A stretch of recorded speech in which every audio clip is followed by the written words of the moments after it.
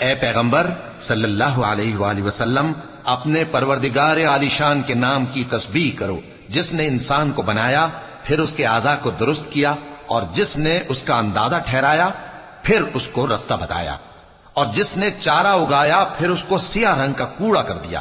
اے نبی صلی اللہ علیہ وآلہ وسلم، ہم تمہیں پڑھا دیں گے، پھر تم فراموش نہ کرو گے، مگر جو اللہ چاہے۔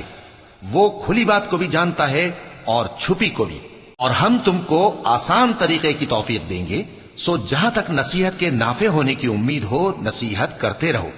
جو خوف رکھتا ہے وہ تو نصیحت حاصل کرے گا، اور بے خوف بدبخت اس سے کترائے گا۔ جو بڑی تیز آگ میں داخل ہوگا، پھر وہاں نہ مرے گا اور نہ جیے گا۔ بے شک وہ مراد کو پہنچ گیا جو پاک ہوا، اور اپنے پروردگار کا نام لیتا رہا اور نماز پڑھتا رہا۔